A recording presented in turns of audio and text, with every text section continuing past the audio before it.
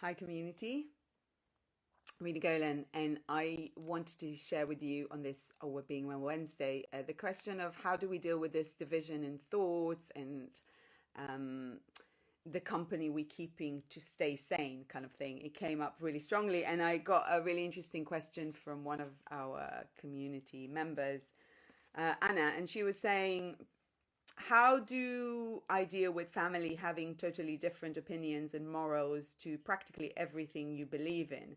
Vaccines, the interview, COVID, and everything else. I literally feel like it's me against the fucking world all the time. So, yeah, thanks, Anna. And it's great because this question came just as we were discussing on the rejuvenation retreat, which we've got one coming up this Friday. Join us if you wish. And one of the pillars of rejuvenation is behavior. And in behavior, it's very specifically say that your environment, so the company you keep, is essential for your well-being.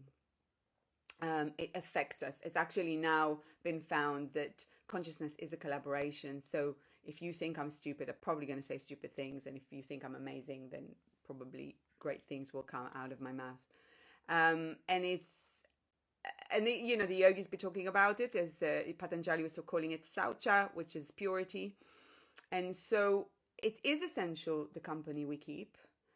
And if we're feeling that it's toxic for us around our family, or it makes us feel mad and unseen and take us from an experience of belonging into experience of isolation, that's not really good for our well-being. But we also need to be careful that we're not falling into the spiritual bypassing, that I'm holier than them and they just kind of ignorant and I'm so with God. So thanks, Anna, for bringing it up, because it's kind of a theme that really interests us right now around the rejuvenation protocol that I'm kind of working with. And okay, so once I was sitting with a Zen master and a lady was asking similar questions to what you're saying. She was saying, I became a Buddhist, and since I became a Buddhist, my family is, really giving me a hard time.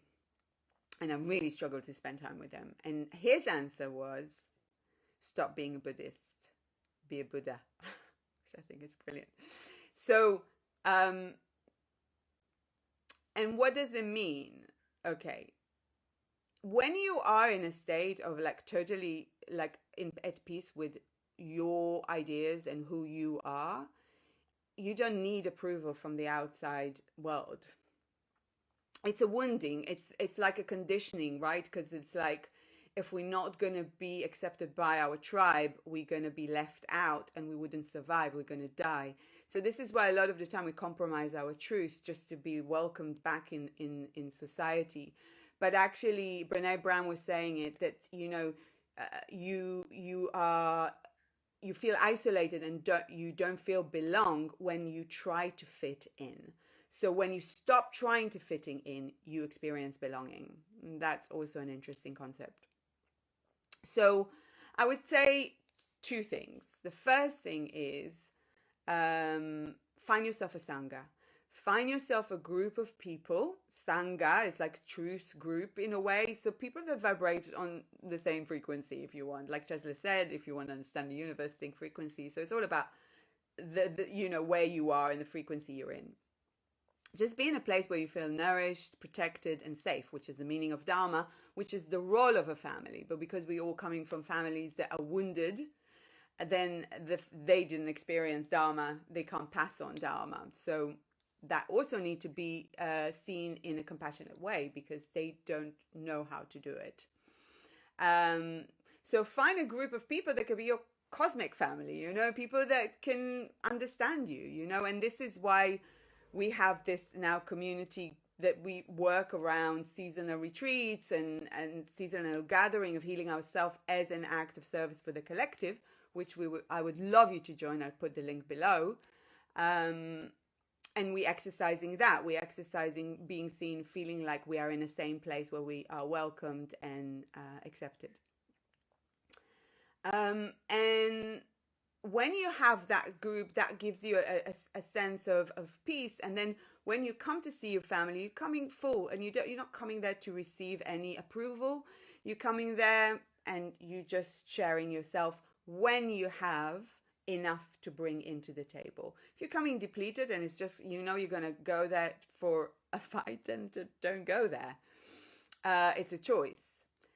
The other thing that is important to say, especially for people that consider themselves like spiritual, whatever you want to call it, I don't really like those terms. I think we all spiritual beings in a way, is bringing unconditional love. And I love the concept that I once heard, that unconditional love doesn't mean that you want to be with a person 7 days a week. It means that you are able to see where they are. So you are able to see their pain, see their beauty, their grace, their sadness, all the aspects of who they are. And there is compassion there, because when you see a person for who they really are, you could see that we all yearn for happiness. You can see that we all yearn for connection. It's just like basic human needs. We all want to be seen and loved. And they acting from their place and you acting from your place. And in these times in our life, it's better to be kind than right. That's what I kind of carry. So go there when you can be kind. And when you go there to be right, then don't go. Then, sit with yourself, receive the love that you need, maybe from a different tribe, from your Sangha, and find places where, and experiences that will allow you to experience more rejuvenation and well-being, and then come from that place where you can really be in a space of unconditional love. Like, we think completely differently, but we're still family, and we don't have to agree. And just be the Buddha, basically. Be that thing that you want them to be. And so good practice and for this week, and I'm really hoping that will go well, and with love and compassion.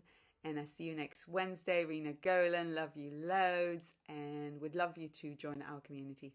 Big hug.